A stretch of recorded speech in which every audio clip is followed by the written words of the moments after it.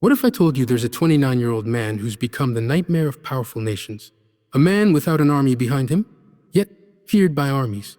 A man the West has tried to silence, crush, eliminate, over and over again. But he's still standing, still leading, still rising. This isn't just a story of war. This is a story of unshakable belief, of a soul forged in fire, of a commander who leads not with noise, but with presence. He's not just fighting battles on the ground. He's fighting for the future of a generation that refuses to kneel. They call him a threat. A threat. We call him a lion. And this lion doesn't roar for fame. He roars for justice. So don't blink. Don't scroll away. Because what you're about to hear will challenge everything you thought you knew about courage, legacy, and the kind of leadership this world needs right now. Stay with us till the very end. This is more than a speech. This is a rise you'll never forget. The power of quiet strength is often underestimated in a world addicted to noise, chaos, and attention. Yet, it is in silence that the truest strength often resides. This Muslim commander, only 29 years old, exemplifies that truth. He doesn't shout slogans, he doesn't pose for cameras, and he doesn't seek applause. His authority doesn't come from a title printed on military documents. It radiates from within. He is calm in the face of war, unshaken in a storm, and grounded like a mountain that has endured centuries of wind and fire. This quietness is not weakness. It is discipline refined through suffering. It is the result of years of watching his people bleed, learning that rage alone does not bring justice, and that noise alone cannot win wars. His presence alone speaks volumes. Men much older look to him for direction, not because he forces them to, but because they feel in him a center that cannot be moved. There's a rare dignity in how he walks, how he listens more than he speaks, and how he carries the weight of an entire resistance without showing it in his face. This kind of strength is terrifying to his enemies. They don't know how to break it. You can't disrupt it with propaganda, because it doesn't rely on public perception. You can't rattle it with threats, because it already knows death is a possibility. He isn't chasing fame or power, he's carrying duty. That's why missiles don't scare him, and betrayals don't break him. His strength doesn't come from weapons. It comes from something deeper. Faith, conviction, vision. In a time when many leaders are addicted to spotlight, he is addicted to results. While others perform, he prepares. While others react, he calculates. This quiet strength commands more than 100 speeches ever could. It reaches the heart of his people, silently reminding them that they are not forgotten, not leaderless, not hopeless. In the silence of his discipline, a storm is being prepared. His calm is not the absence of battle. It is the calm before the roar. And when that roar comes, the world will remember that the most dangerous man in a battlefield is not always the loudest, but the one who speaks only when it's time to strike.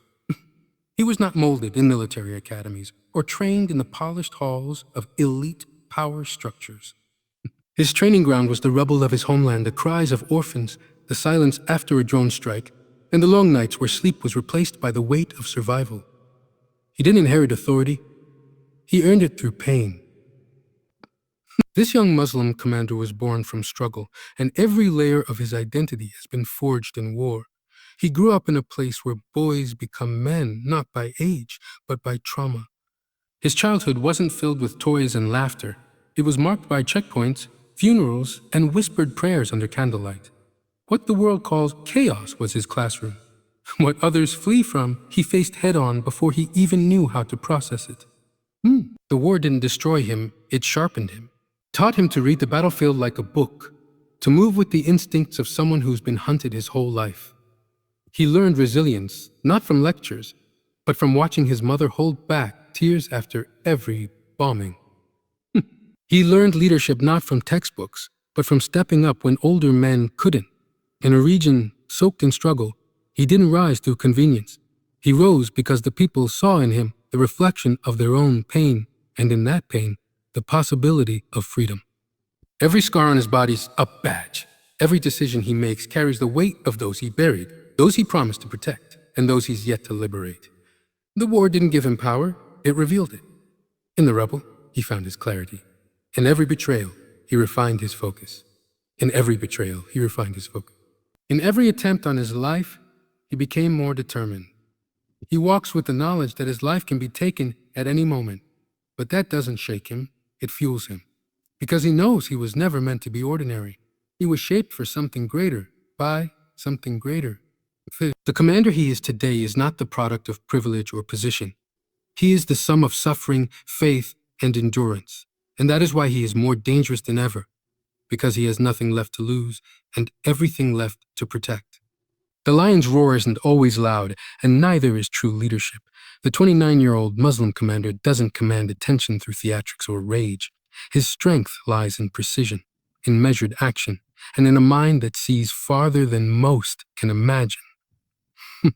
He doesn't need to raise his voice to be heard. His silence often speaks louder. In a world where noise is often mistaken for power, he embodies the opposite. He walks with the kind of confidence that doesn't demand respect. It draws it in naturally. People follow him not because he forces them to, but because they trust his vision. They've seen what happens when he leads, not with desperation, but with focus and foresight. His enemies fear him not for his volume, but for his patience. While others react emotionally, he calculates. He is not rushing into traps nor making decisions from impulse. Every step he takes is deliberate, every choice layered with strategy. This quiet approach is what makes him unpredictable and dangerous. He's not driven by ego, and he doesn't chase headlines. He studies the terrain, the history, the enemy's habits, and then strikes where it hurts most. Mentally, psychologically, structurally. His war is not only of bullets, but of narratives, of influence, of long-term resistance. In meetings, he listens more than he speaks. In conflict, he watches while others panic. And when he does speak, it carries the weight of someone who chooses every word like a weapon. There's a rhythm in his calmness, a tempo that keeps others in sync. Fighters under his command move with discipline not because they fear punishment, but because they respect the clarity of his decisions. That kind of command can't be taught in academies. It's earned through sacrifice and vision. The commander's greatest weapon isn't the rifle or the bomb. It's the belief system he's built, one that's rooted in patience, justice, and spiritual strength. His roar may not echo through speakers or propaganda, but it reverberates in the hearts of his people, in the whispers of those who resist, in the sleepless nights of his enemies. They've tried to provoke him, to bait him into mistakes. But he remains still, thinking, waiting. Because he knows the roar doesn't need to be heard immediately. It only needs to be felt when it matters most. The West often measures power through material strength, through weapons, wealth, and media control. But this young Muslim commander defies that formula entirely. They try to analyze him through their lenses of military strategy, political influence, and psychological warfare, but they fail to grasp the source of his resilience. He isn't a product of state machinery or global alliances. He's a man shaped by faith, purpose, and the pain of his people. That's what makes him unrecognizable to Western intelligence models. They're looking for patterns and command chains, but what they're facing is a leader who was born from loss and built from spiritual fire. They keep thinking if they kill him, the movement dies. But they don't understand that this is not about one man. He is a vessel for something bigger. The people don't just follow him, they believe in what he represents. To the West, leadership is often about charisma or influence, but for him, it's about sacrifice. It's about living among his people, eating what they eat, suffering what they suffer, and carrying their grief as his own. That kind of connection can't be replicated, manipulated, or destroyed by missiles. When they attack him, they attack a symbol. But the more they try to erase him, the more powerful his presence becomes. Every failed attempt to silence him makes his image stronger, his story louder. He's not afraid of death because he's already buried parts of himself in every child lost, every home destroyed, and every prayer whispered under siege. Western powers are baffled because they expect fear to be a tool of control. But this commander is beyond fear. He has accepted that his life is not his own. It belongs to the mission. They don't understand that martyrdom, to him, is not defeat. It's transition. His strength isn't broadcast on networks, but it is etched into the hearts of the people who watch him stand firm against overwhelming odds. His face is seen in murals, in chants, in the steady steps of youth who rise with his courage. That is what the West can't kill, the idea. They can't assassinate belief, They can't bomb purpose. They can't drone strike legacy. And that's why they fail. Not because he hides well, but because he has already multiplied into something they cannot contain. Legacy over life is not just a slogan for this 29-year-old Muslim commander. It is the very core of his existence. He walks into every day knowing that each breath could be his last, not with fear, but with full awareness that he was never meant to live an ordinary life. He doesn't cling to survival for the sake of comfort. He embraces the possibility of death if it means his people move one step closer to dignity. That is the mindset that makes him unstoppable. While others think in terms of career, power, and preservation, he thinks in terms of impact, faith, and remembrance.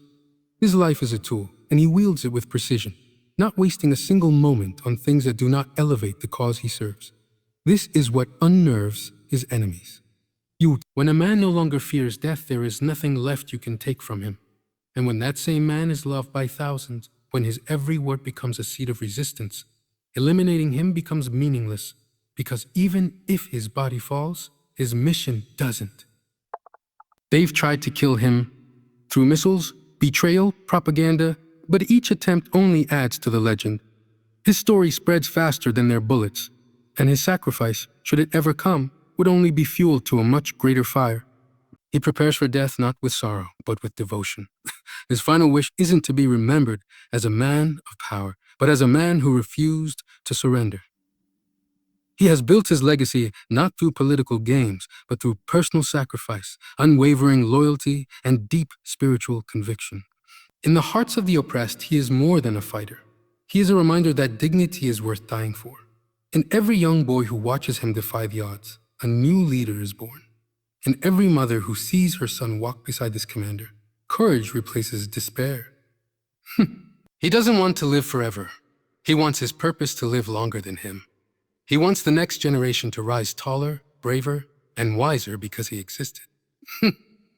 And so, his every decision is weighed not by whether it will save his life, but by whether it will carry his people forward. That is the true power of legacy, when your presence becomes unnecessary, because your impact remains eternal. The 29-year-old commander is not simply a man. He has become a living symbol of a generation that has grown up in the shadow of occupation, siege, and betrayal. What sets him apart is not only his resilience or intelligence, but his ability to embody the silent rage and determined hope of millions. He reflects a new wave of leadership, young, unshaken, and deeply rooted in spiritual and cultural identity. This generation has seen their elders silenced, their homes taken, their future threatened. But instead of crumbling, they have transformed their wounds into weapons of clarity. He stands as their mirror and their megaphone, voicing what many feel but cannot say, doing what many dream but fear to attempt. Unlike the leaders of the past who negotiated from weakness or fell into the traps of personal gain, this new breed is harder to bribe, impossible to intimidate, and unwilling to compromise the soul of the struggle. That's what makes him dangerous in the eyes of global powers. He is not burdened by political games or diplomatic illusions. He speaks with the raw truth of someone who has bled for every inch of ground he protects. And that truth resonates with a population that has grown tired of false hope. He doesn't rise alone. He is surrounded by youth who have watched injustice since birth and decided they will be the last generation to kneel. They look to him as proof that courage still exists, that leadership can come without arrogance, and that faith is not a weakness, but an anchor. With every operation he commands, with every time he escapes death, he doesn't just survive. He inspires. His endurance has become a form of defiance. His existence itself is a message. We are still here, and we will not be erased. Western analysts try to figure out his tactics, but they overlook the deeper threat, his ability to awaken hearts. This is what truly terrifies his opponents. When a leader becomes a movement, and a movement becomes a mindset, no weapon can stop it. No weapon can stop it. The rise of this commander is not a lone story. It is the signal flare of a generation that has found its voice. They are not asking for freedom. They are claiming it. And he is the face of that claim, the lion among them, impossible to tame. This is not just the story of a man. It is the rise of something far greater. A 29-year-old Muslim commander, unshaken by threats, untouched by fear, and undefeated by power, stands today as proof that faith, purpose, and legacy are stronger than any weapon. They have tried to silence him, but they only amplified his voice. They have tried to erase him, but they only etched him deeper into the soul of a rising generation. He is not fighting for power, he is fighting for truth. Not for headlines, but for history. And no force in this world can destroy the spirit of a lion whose roar comes from the heart of a people who refuse to be broken. He is not just a commander. He is a compass, a symbol of what happens when youth reject fear, when silence gives birth to defiance, and when a soul chooses legacy over life, over life. His story is not over, because his story now lives in every voice that rises, every hand that resists, and every heart that refuses to surrender. To every listener out there, may you carry the fire of courage this commander has shown. May his calm strength, his unwavering purpose, and his fearless love for his people inspire you to rise in your own way. Good luck on your journey, and thank you for listening to the voice of resistance, honor, and truth.